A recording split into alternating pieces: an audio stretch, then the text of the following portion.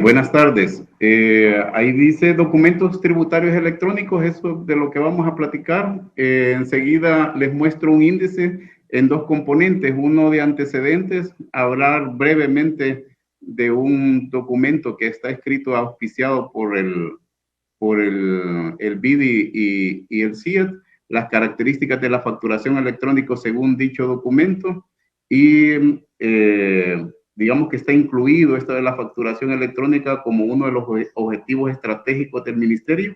Luego platicamos de la reforma, que es las preguntas más frecuentes que surgen con el documentos tributarios electrónicos, la normativa que se ha emitido para sustentarla, las facultades de la administración, las definiciones del DT, la transmisión y sello de recepción, eventos de invalidación y contingencia, DTE a emitir y especificaciones y algunas reformas a otros artículos. Bien, para los que les gusta leer, brevemente les comento que está este documento, lo único que cubre hasta el año 2018, que básicamente es una compilación de experiencia de varios países, ya se los voy a mostrar, y si alguien quiere leer un poquito más de la fundamentación de la facturación electrónica, está en ese libro denominado Facturación Electrónica en América Latina, auspiciado por el CIAT y el BID. Algunas características de la factura electrónica en sus inicios, podemos verlo y van a encontrar muchos parecidos. Por ejemplo, el año de inicio del proceso de facturación electrónica en Argentina es 2006, pero miren el más antiguo, Chile, a quien se le atribuye la paternalidad de la documentación electrónica. Es decir, nosotros llevamos 2 décadas comparados con el pionero. Año en que se completaron los grandes contribuyentes, 2014, 2010, 2014 en Chile, 2015 en Ecuador, 2014 en México y así sucesivamente. Modelo obligatorio para contribuyentes, todos dicen que sí, para todos es obligatorio.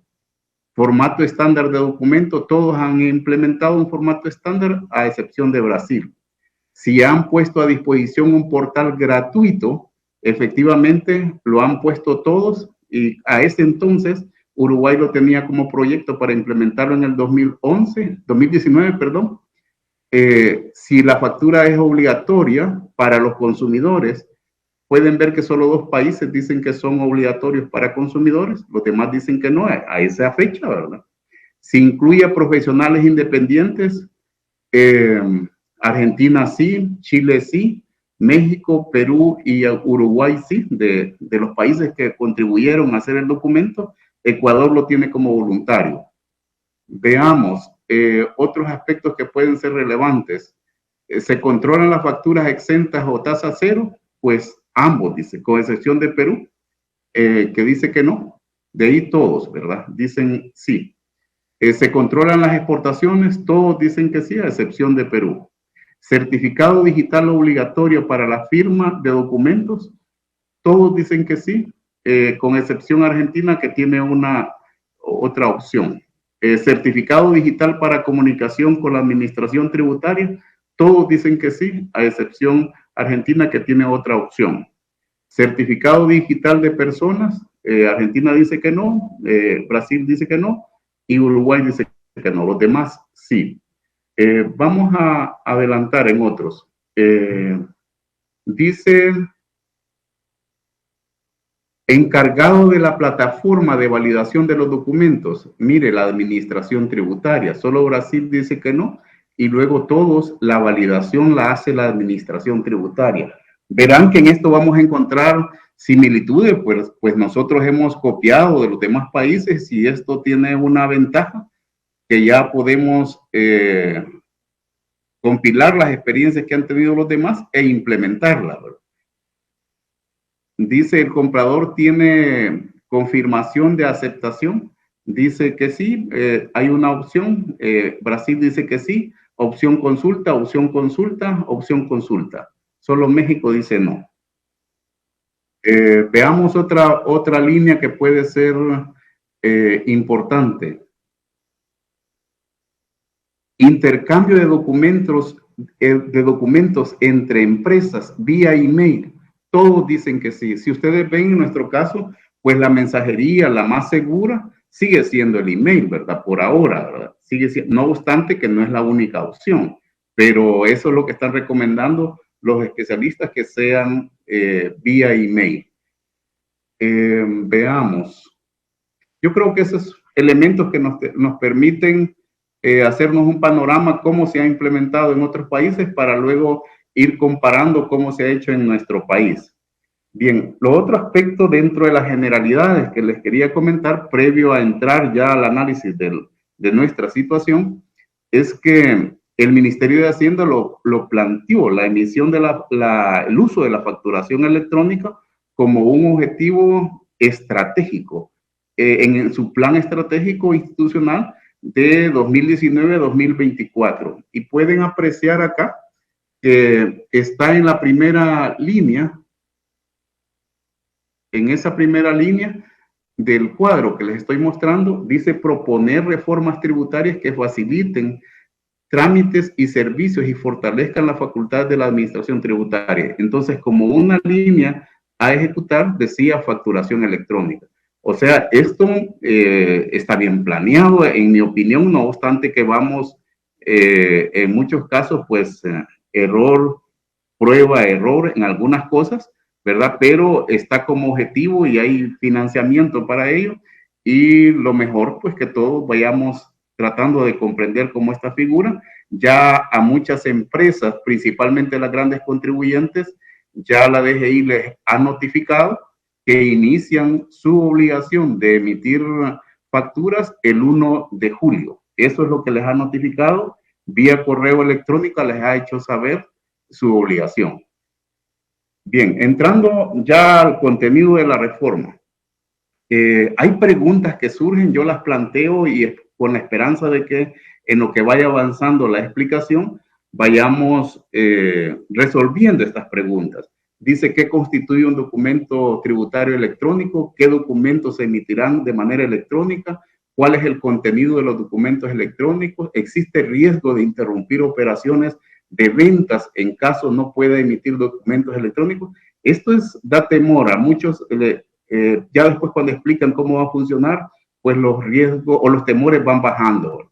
Necesitaré nuevas autorizaciones de numeración correlativa. ¿Es posible seguir usando los documentos que tengo en existencia? ¿Requerirá registros adicionales por los DT? ¿A partir de cuándo inicia la obligación de emitir DT?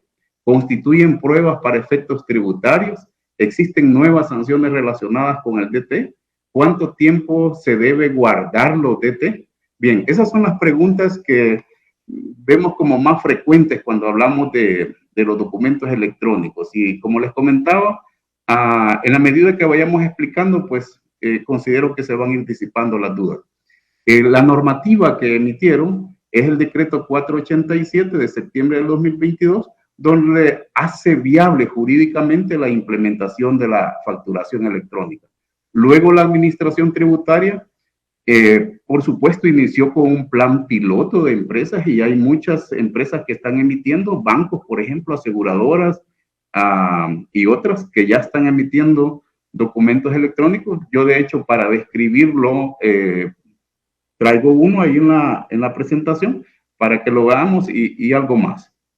Les decía que también emitió normativa con fecha 13 de enero. Yo recomiendo, por supuesto, hay normativa que orienta la parte tecnológica, orienta cómo entrar a la plataforma de la DGI, cómo hacer ingreso para el ambiente de prueba, cómo pasar ese ambiente de prueba a los que van a usar la plataforma del ministerio. Hay una serie de normativas, pero esta, la del 13 de enero, que dice normativa de cumplimiento de los documentos electrónicos, pienso que describe mucho y nos puede ayudar de manera muy fácil, pienso yo, a comprender la figura, ¿verdad? Y las etapas.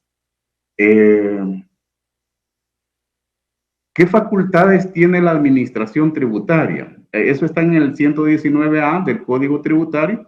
Esa fue reforma, ¿verdad?, de la que estamos comentando. Y dice que las facultades tiene de otorgar o de diseñar la estructura de datos y formato de los DT, los plazos y condiciones para el cumplimiento de la transmisión de DT, reglas para el otorgamiento del sello de recepción, fecha a partir de las cuales los contribuyentes se encuentran obligados y fecha para liberar de la presentación de informes. No están todos ahí, están algunos de las facultades, pero miren qué interesante. Los últimos dos, fecha a partir de las cuales los contribuyentes se encuentran obligados. Bueno, entonces la administración, con base en su plan, tiene un programa, un cronograma que lo va ejecutando y le va diciendo a los contribuyentes a partir de cuándo van a entrar a esta obligación. Y además, esa última parte, hay informes que ya no hacen sentido que se estén presentando. Por ejemplo, ¿verdad? Ya no me hace sentido el 930, por cuanto ustedes saben que ya más de un año que hubo cambio en la forma de presentar las declaraciones y hoy lo que se suben son anexos que eso llenan las casillas de las declaraciones, pero ya está en detalle en poder de la administración. Entonces, para mí el 930 ya no hace sentido. No me hace sentido el 910 por cuanto se sube mensualmente ya las retenciones. No hace sentido el 987, ¿verdad? Porque se sube cada una de las operaciones y digamos, la administración tributaria ya ha demostrado que tiene capacidad para establecer cruces y formularios. Y eso está bien, ¿verdad? Me parece muy bien que le ha quedado la facultad y que vaya evaluando a partir de cuándo pues ya no va a necesitar y lo va a hacer saber mediante seguramente una resolución general, ¿verdad? Entonces, eso es bien importante y que estemos pendientes de de dar seguimiento a cómo va evolucionando la figura. Luego decía, la definición de DTE y emisión.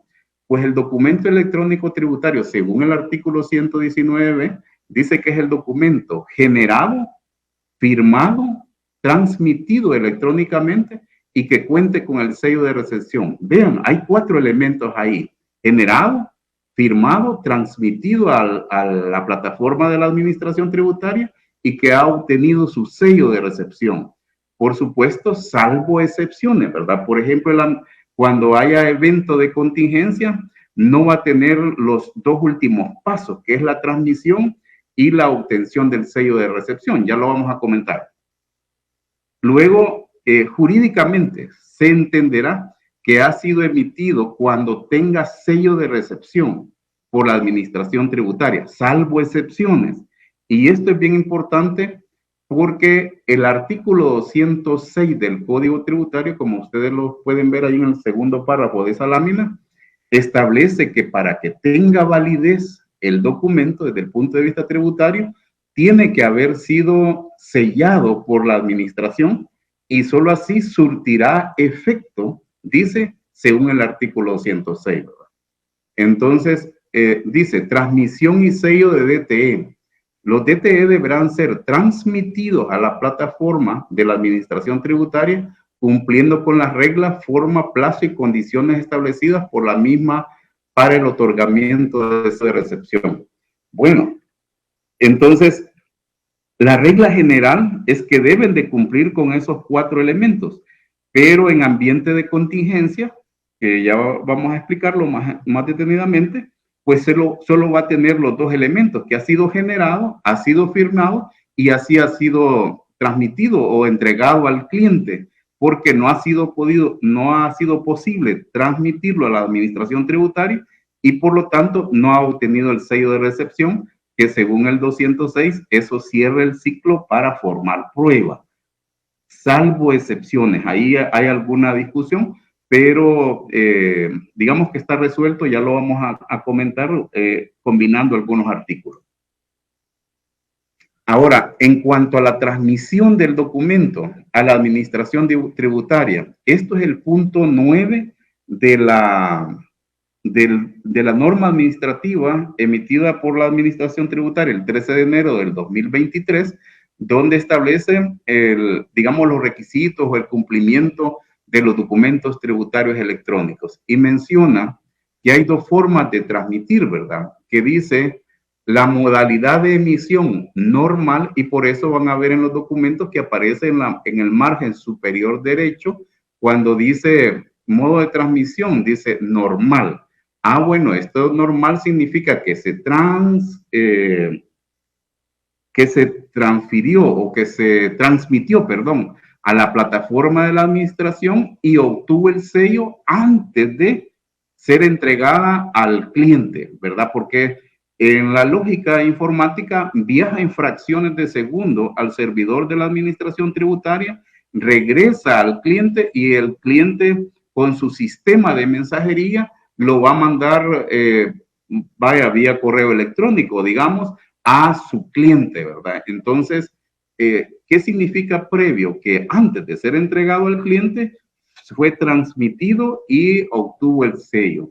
Entonces dice plazo antes de su entrega al receptor. Entonces, en la lógica que estamos diciendo, entrega al receptor, electrónica, tipo de documento electrónico, todos los descritos en el 4. Ya vamos a comentar todos los documentos que se emiten, comprobantes de crédito fiscal, facturas, notas de crédito, notas de débito, etcétera. Se refiere a todos. Y luego dice en contingencia. Entonces, esta transmisión es en diferido. ¿Qué significa en diferido? Es que si tuve problemas de internet, supongamos, ¿verdad? Y me pide esta normativa que esté probando cada 15 minutos si ya está restablecido el servicio. Vamos a suponer que ese es el problema. Entonces, debo estar probando y obviamente como dejé de transmitir, yo no puedo suspender mi facturación. Yo sigo facturando y solo que como no lo puedo transmitir y no he podido obtener el sello, yo siempre entrego a mi cliente con dos pasos, ¿verdad? Que es la generación y la firma electrónica. Y cuando se terminó el evento, cuando ya se terminó el evento, yo tengo que mandar a la administración tributaria transmitir un evento que la guía le llama evento de contingencia. Ese evento, a partir de que ese evento de contingencia fue sellado como que si se tratara de un documento electrónico, una vez que ya fue sellado el evento de contingencia, yo dispongo de 72 horas para transmitir la documentación que he emitido en evento de contingencia a la plataforma de la administración tributaria para que obtenga el sello. Es decir, no se van a dejar de sellar, porque si no, esos documentos, si no los transfiero, ojo con esto, la multa es del 100% del documento. Yo pienso que vale la pena guardar eso en mente. Un documento emitido en evento de contingencia y no transmitido a la plataforma de la DGI para cerrar el ciclo, entonces puedo ganarme una multa de 100% del monto de la operación. Y luego dice que la entrega al receptor va a ser electrónica y dice únicamente para comprobantes de facturas, comprobantes de crédito fiscal electrónica, facturas electrónicas, factura de exportación, nota de remisión, nota de débito electrónica, factura de sujeto excluido del numeral 4. ¿Por qué están estos documentos y no son todos? Es porque estos me pueden interrumpir la operación. Es decir, si iba a emitir un comprobante de crédito fiscal y por un problema de comunicación no lo puedo emitir, pues lo emito en ambiente de contingencia. Igual la factura electrónica, todos esos me pueden interrumpir una operación. Entonces vean que no es de manera generalizada de los documentos que pueden emitir en ambiente de contingencia. Bien.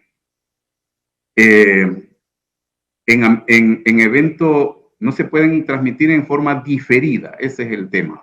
Y en eventos de invalidación y contingencia, procede la invalidación cuando existan errores en contenido que no afectan la operación. Se transmitirá mensaje de invalidación para obtener el sello de la administración con la información requerida y se emitirá uno nuevo. Bueno, en el orden que está redactado el artículo no necesariamente responde a cómo está en la guía. Y es que cuando se va a emitir un documento, digamos que me equivoqué en datos que no afectan. Por ejemplo, me equivoqué en la dirección. Ah, bueno, yo puedo invalidarlo, pero si es para hacer una corrección, ya debo tener emitido el nuevo y transmitido porque me lo pide en el evento de invalidación. No me lo pide cuando se trata que voy a rescindir una operación. En eso sí no me lo pide para establecer la invalidación. Luego dice, los documentos invalidados quedarán sin valor. Bueno, eso cae por su peso, ¿verdad? Pero está ahí la aclaración. Cuando ocurran ajustes, diferencias, descuentos o se rescindan la operación, se hará mediante notas de crédito. Eso no cambia, ¿verdad? Y ahí lo explica en el punto 13 de la normativa que emitió el 13 de enero la Administración Tributaria. Pero veamos aquí, el evento de contingencia dice, deberá remitirse los documentos conforme el inciso tercero del artículo 119C, es decir, siguiendo lineamientos emitidos por la Administración Tributaria. Dicho de otra manera, digamos ya integrando la normativa, pues se van a entregar al cliente sin haber cerrado ese ciclo, pero luego, como ya comentábamos, teníamos 72 horas después de sellado el evento de contingencia. Y aquí está más detallado, esto es parte de la guía que ha emitido la DGI. Dice, el evento de invalidación, dice en el 119E del código, dice tipo de documentos, todos. ¿En qué caso? En errores que no implican ajustes a las operaciones. Por ejemplo, me equivoqué en una descripción. Eso no altera en nada la operación, ¿verdad? Y dice condición, que el error ocurra por causa del emisor en el ingreso de los datos de un DTE. Por ejemplo, equivocación cometida al introducir datos, fecha, nombre, ¿verdad? ¿Y en cuánto plazo lo debo hacer? Plazo para transmitir el evento. Un día siguiente al otorgamiento del sello de recepción. Dice un día siguiente al otorgamiento del sello de recepción. Y luego, en el caso de los comprobantes de crédito fiscal, notas de remisión, notas de crédito, notas de débito, comprobantes de liquidación, comprobantes de retención, documentos contables de liquidación, factura de sujeto excluido, estoy acá, y comprobantes de donación del número 4 de la presente normativa, cuando se rescinda totalmente la operación. Y luego dice que se rescinda totalmente la operación o negocio celebrado con el receptor, por ejemplo, cuando ocurra la devolución de bienes.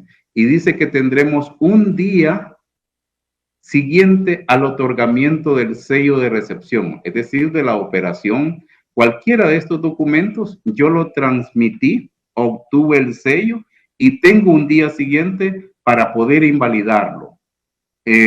Igual en el caso de la factura, bueno, es diferente en la factura de exportación, la factura electrónica y la factura de exportación. Dice, cuando se rescinda totalmente la operación o se afecten las operaciones, que es, vaya, aquí hay un tema que vale la pena dejarlo para comentarios, ¿verdad? Para que cada uno de ustedes se forme un juicio.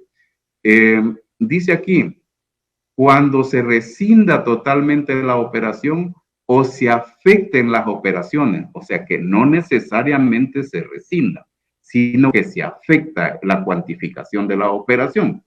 Y luego dice que se rescinda o modifique, dice en la condición, que se rescinda o se modifique la operación o negocio celebrado con el receptor. Por ejemplo, la reducción del precio del bien o servicio prestado o cambio de un producto o servicio diferente. Y luego dice, dentro de los 3 meses contados a partir del otorgamiento del sello de recepción del documento a invalidar. ¿Cuál es el problema, digamos, cuando haya factura electrónica? Pues, si ustedes ven, así está la figura actualmente, que se puede, hay que invalidar toda la factura y emitir una nueva. Eso es lo que existe ahorita. Pero la figura ya para exportación a mí me parece un poco complicada de utilizarla, porque cuando se transmite la factura y le llega al receptor de, digamos, el cliente, esta factura ya surte efecto en el exterior. Entonces me está mandando a dejar sin efecto toda la operación cuando ya surtió efecto en el exterior. Entonces, para hacer una disminución de una operación, así como lo plantean, si le vamos a emitir una nueva factura, pues deberíamos de modificar la declaración de mercancía también, siguiendo los lineamientos del recauta. Entonces, eso hace compleja la operación cuando en realidad no hay devolución de bienes, solo son ajustes a precio, pudiera ser. Entonces, no deja de ser un poco complicada esta figura ya en la realidad, ¿verdad? En la realidad siempre da un tanto de dificultad. No es que no se pueda hacer, pero para cerrar el ciclo hay que incluir en la solución del tema la legislación aduanera. Ok, en el evento de contingencia, ahí lo plantea, ¿verdad?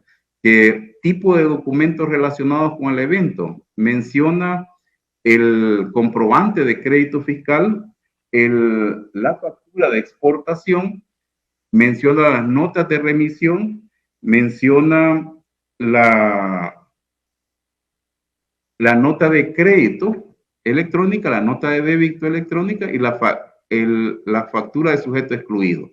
Bien, dice tipo de documento, caso, cuando se presenten situaciones de fuerza mayor que imposibiliten la transmisión de los documentos, pues lo que yo les comentaba, ¿verdad? Que perdimos la comunicación. Dice condición que el imprevisto no es posible resistir. Bueno, eso significa fuerza mayor, ¿verdad? Que no lo puedo resistir, no depende de mí. Por ejemplo, fallas ocasionadas por los proveedores del suministro de servicio de Internet, el típico, ¿verdad? Plazo para transmitir el evento, 24 horas contadas a partir del cese de la situación de fuerza mayor. ¿Qué significa esto? Si yo perdí la comunicación el día martes y este día, en este momento, yo la he restablecido, entonces tengo 24 horas para transmitir el evento de contingencia. El evento de contingencia va a ser sellado y a partir de ahí tengo 72 horas para transmitir todos los documentos que emití en evento de contingencia. Y luego ahí dice, bueno, solo ese ejemplo les quería plantear. Vamos a continuar. ¿Qué documentos se van a emitir? Todos. ¿Por qué los he mencionado acá, no obstante que ustedes estén familiarizados? Pues hay que familiarizarnos con los códigos, ¿verdad? Estos códigos son los que se están utilizando y también ver la diferencia. Ustedes se acuerdan que los documentos contables de liquidación, esos no estaban ni con correlativo emitido por la administración, sino que los administradores de tarjeta llevaban sus propios controles. Pero miren, actualmente todos los documentos que se utilizan pues van a estar así, no podía ser de otra manera, ¿verdad? Me parece lógico esto. Comprobantes de crédito fiscal, factura de exportación, nota de remisión, nota de crédito, nota de débito, todos los comprobantes que ya se usan, las variantes, el comprobante de donación que lo han incluido a esta formalidad y que ya había un modelo, ¿verdad? Y el documento contable de liquidación, ese sí es totalmente nuevo, de incorporarlo al control, ¿verdad? El DT a emitir y sus especificaciones. Me voy a detener un poquito. Estas son muestras, jóvenes. Dice las especificaciones de cada DT a emitir están contenidas en el 119G, pero vean algunos cambios. Los documentos pedían detalle de sucursales, hoy pues ya no lo requiere. Requiere un código de generación único que ese sustituye a la autorización de correlativo, entonces ya no tenemos correlativo autorizado, ¿verdad? Sino que esto va a ser la sustitución y tenemos un número de control consecutivo, tenemos una fecha y hora de generación, que a partir de la fecha y hora de generación se contarán los plazos para efectos de determinar responsabilidades de los contribuyentes. Dice, en facturas pide generales del comprador cuando sea igual o superior a 3 salarios mínimos. ¿Se acuerdan que en el físico que se está usando ahorita pide a partir de $200? Cambia esa variable, lo sube a un valor pues que parece más razonable, más interesante a partir de ese monto, que $200 hoy en día, como está el poder adquisitivo, pues ya resulta poco, ¿verdad? Y dice, establece en el último inciso que los DT se identifican por el código de generación, por lo tanto, no necesitan de autorización correlativa. Y este es un modelo de documento electrónico, y de acuerdo a lo que hemos venido hablando, pueden ver en la parte superior izquierda que hay un código de generación. Este sustituye digamos, a la autorización de imprenta, y aquí está un correlativo, un control de correlativo, y aquí está el sello de recepción. Como aquí está el sello de recepción, si ustedes ven en la parte superior derecha, dice modelo de facturación y dice modelo facturación previa. Esto significa que antes de ser enviada al cliente, fue al servidor y cumplió su proceso de obtener el sello de recepción, y eso le dio la validez al documento. Y luego dice tipo de transmisión, normal, ¿verdad? Es decir, no ha sido diferida, sino que es normal.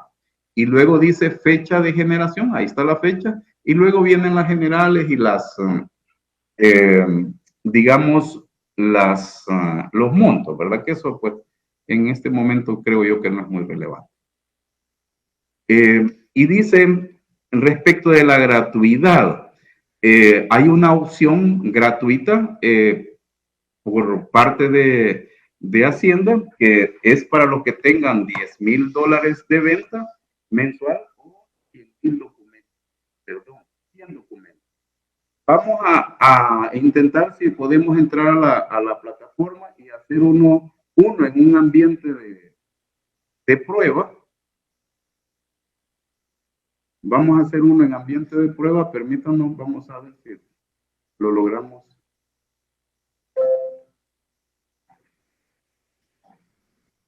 No sé si están viendo la pantalla que es la del Ministerio de Hacienda.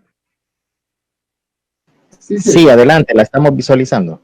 Vaya, esto es la versión, pues, como es una versión, pues, que todavía pienso yo que falta que mejorarse, pues es la opción gratuita que está, y la han ido mejorando, ¿verdad? Ven, ahí está la página, en la parte superior derecha vamos a ingresar. Esto es un ambiente de prueba. Ya estamos registrados, estamos en ambiente de prueba. Ahí vamos a entrar, nos pide el link, permítanos visitar el link. Listo, muy.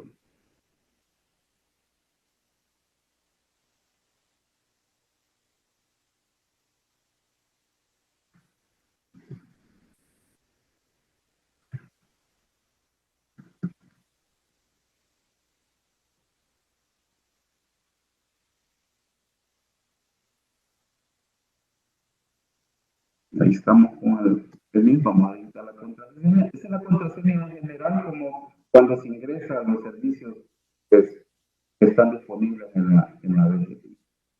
Ya estamos ahí en la.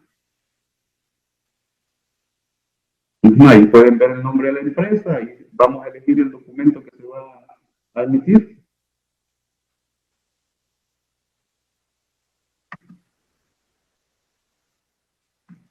Vamos a emitir un comprobante de crédito fiscal. Ahí ya nos dijo iniciar. Vamos a digitar la información.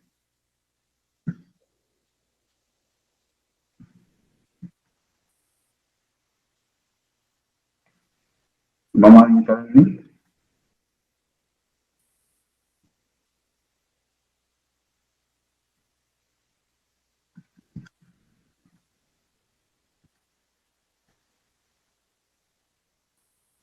Hemos anotado el nombre. Vamos con el MDC.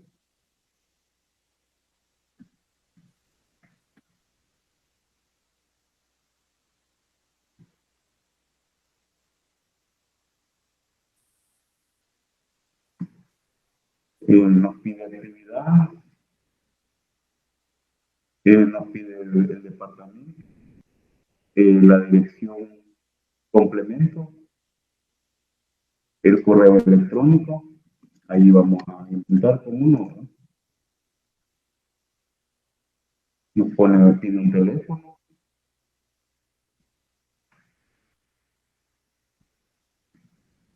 Nos pide agregar el producto o el bien o servicio que vamos a unir en este producto. Vamos a anotar la cantidad, decimos uno. Nos pide el nombre, ¿verdad? Ahí escribimos cualquier cosa. Es un precio $300. El impuesto de IVA, pues sí, está subiendo el impuesto de IVA y se lo va a poner todo. Dice que se agregó exitosamente. Estamos generando.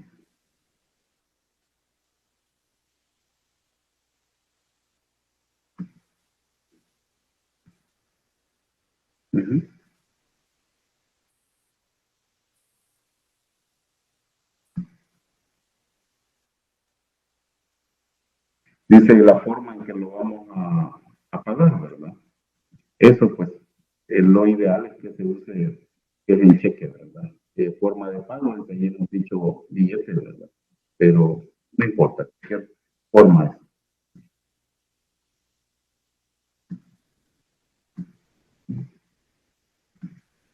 Vamos a completar datos de correo electrónico.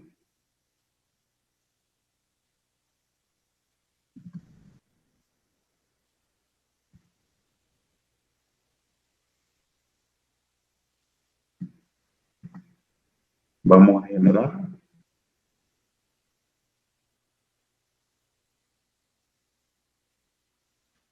Permítanme que aquí se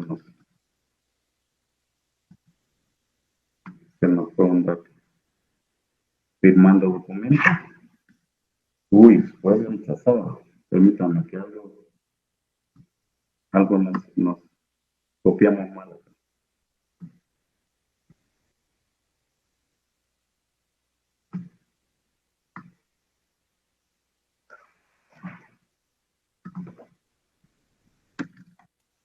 Vamos a completar la dirección. Vamos a ver.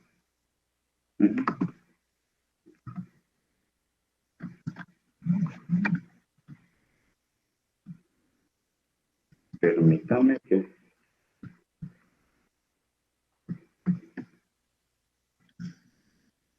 estamos haciendo el proceso de firma. Está en dos claves, ¿verdad? La clave privada y la clave pública. Ya se generó. Ahí pueden ver en la parte superior derecha donde está el archivo JSON. Ese es el archivo que se genera y luego está la representación gráfica. Vamos a ver la representación gráfica. Nos vamos a las consultas y nos debe de aparecer por la fecha en que se emitió, que es 18.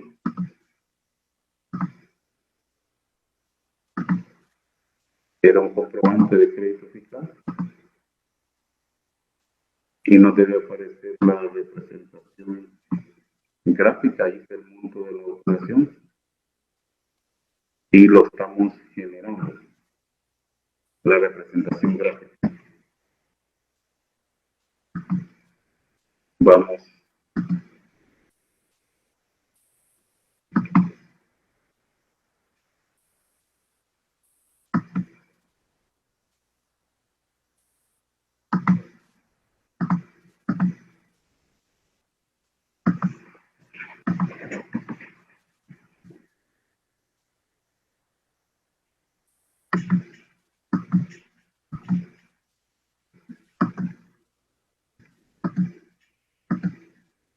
Permítanme.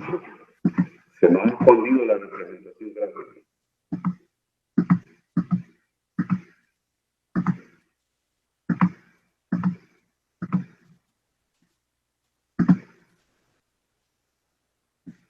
Bien, ahí está la representación gráfica. Ustedes pueden ver como es un ambiente de prueba, ¿verdad? Y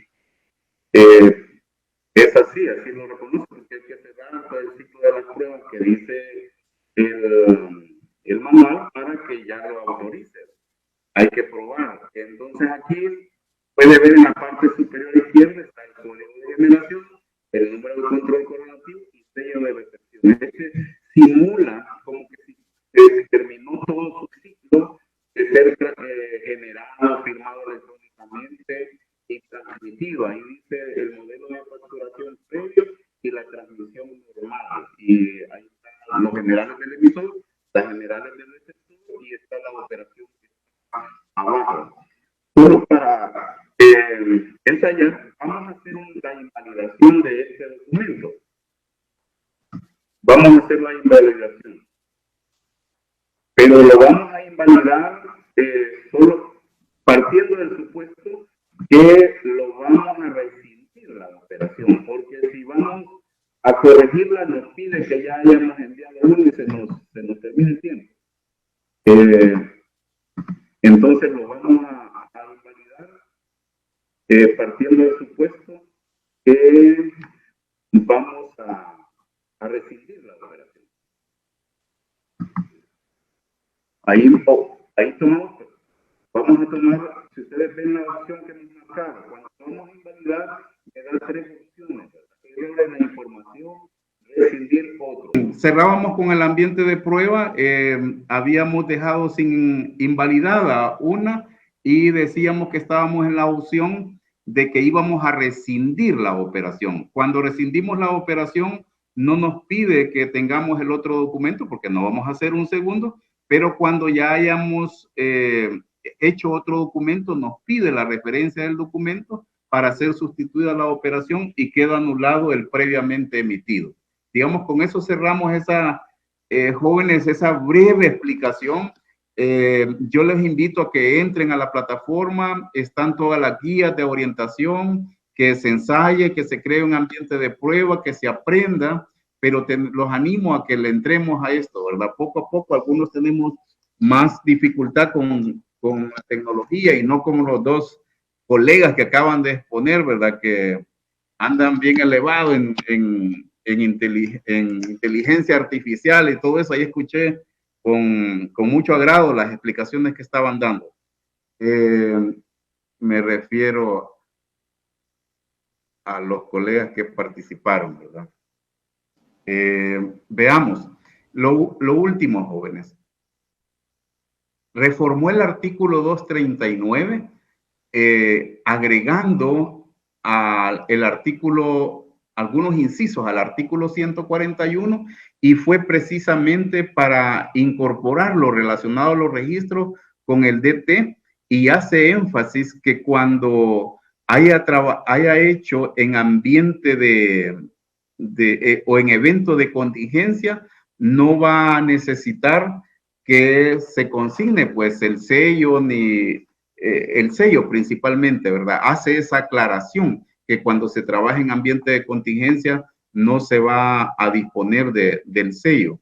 También modifica el 147 básicamente en el sentido que los DT también se pueden o se deben conservar durante 10 años. Eso es, si ustedes ven la regla general, le es aplicable también a conservar, y obviamente lo vamos a conservar de una forma distinta como lo hemos estado haciendo. Entonces, mínimo, o sea, se va a ahorrar espacio físico y obviamente se tiene que invertir más en espacio virtual, ¿verdad?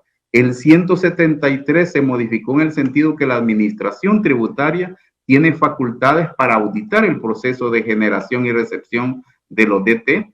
El 175 se modificó en el sentido que el plazo de la caducidad se cuenta a partir de la generación. ¿Se acuerdan que la fecha de la generación es bien clave?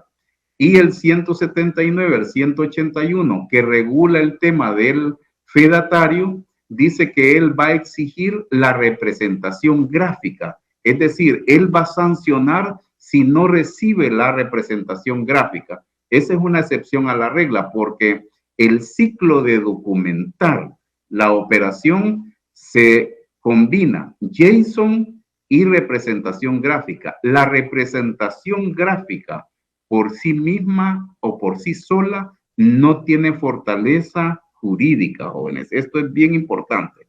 Si yo digo tengo la representación gráfica, pero no tengo el JSON, entonces no tengo la fortaleza de el documento electrónico. Y el 199 establece que los documentos que no se hayan transmitido al servidor se va a asumir que fueron utilizados para documentar hechos generadores. Y luego la reforma al 206 es para explicar, porque el 206 hace referencia a las pruebas o las características que deben cumplir las pruebas y dice que los documentos electrónicos hacen pruebas siempre que tengan el sello de recepción. Ya combinando con otros artículos, podemos concluir que si fue emitido en evento de contingencia, pues esa es una excepción a la regla y que puede comprobarse después que se haya transmitido, después de terminado el evento de contingencia.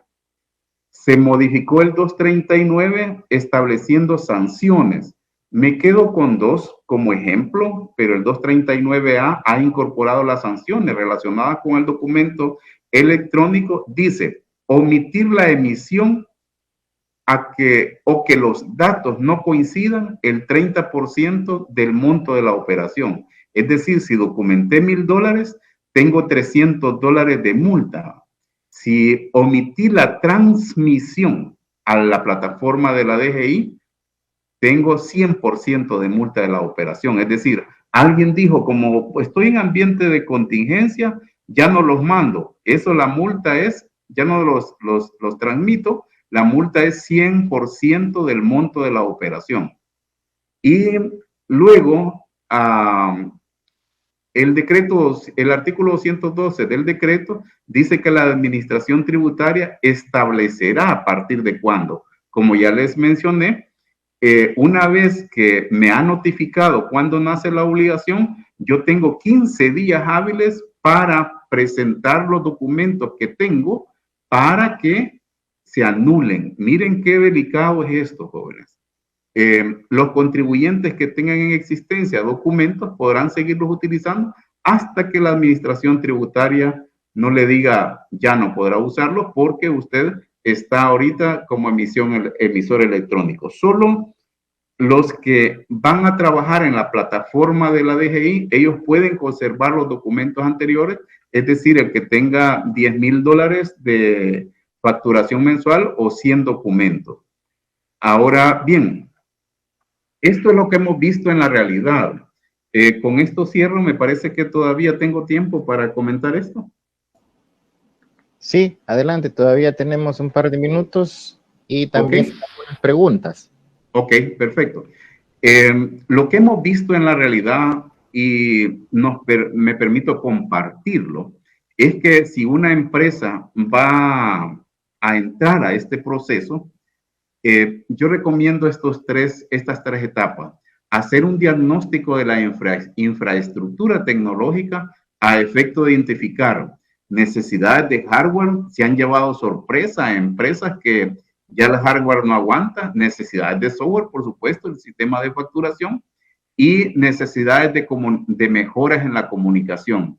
Hay empresas que están en zonas bien aisladas y han estado trabajando con opciones quizá no muy de mucha calidad o de mucho ancho de banda y se han concluido que no están en buenas condiciones para implementar un sistema masivo de facturación ya con las exigencias que aparecen actualmente en la normativa. Entonces, esto es bien importante que se hagan un diagnóstico de la infraestructura tecnológica y el B, revisión de la data a necesitar de clientes como correos electrónicos. Muchos de los casos, el correo electrónico no ha sido como un documento, un dato indispensable para emitir los documentos, porque no me lo pedía, ¿verdad? Me pedía el NIT, el NRC, la dirección, pero si no tengo un correo con el cual yo puedo cerrar la obligación, esto es bien importante. porque no basta que lo genere, que lo firme, que lo transmita y que lo selle. Tengo que entregárselo al cliente. Entonces, tecnológicamente es posible que cuando la administración tributaria lo regrese sellado, el sistema de mensajería que se tenga lo ala y se lo envía directamente, o lo toma y se lo envía al cliente sin procesos humanos. Es posible, según explican los tecnólogos. Entonces, yo tengo que revisar la calidad de la data que tengo de los clientes, y un primer esfuerzo es a chequearme, ¿verdad? Porque si no le llega al cliente, pues no habré cumplido la obligación correctamente.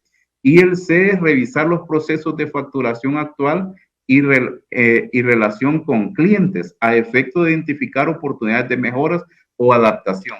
Yo no sé si a ustedes les pasa, pero hemos observado que hay empresas que emiten un documento ahora y la siguiente semana me están diciendo, fíjese que no me gusta esto, que agréguemele esto, y a veces son cosas de forma, ¿verdad? Entonces, esa emisión de notas de crédito, esa anulación tan frecuente, pues los sistemas son capaces de hoy, ¿verdad? Como la tecnología es una maravilla, de ir viendo como tendencia, bueno, y por esta gente, ¿por qué está emitiendo y anulando, emitiendo y dejando sin efecto con tanta frecuencia, ¿verdad? Entonces, puede verse como conductas que pueden llamar la atención. Entonces, deberíamos también, en mi opinión, y eso es lo que nosotros pues recomendamos, que se revisen esos procesos que están lo mejor depurado, lo mejor planeado en la medida de lo posible, para no estar como mandando mensajes que pueden ser interpretados, que algo puede estar sucediendo, ¿verdad? Aquella figura que ya terminó el mes y el día 3 del siguiente mes estamos pidiendo, fíjate que se me olvidó que me facturara, facturame ahorita, ¿verdad? Bueno, sí va a estar posible que lo haga, pero queda la evidencia que lo ha hecho después. Entonces, ya mucha repetición de eso, pues sí puede llamar la atención, ¿verdad? Bueno, muchas gracias. Eso era todo lo que teníamos.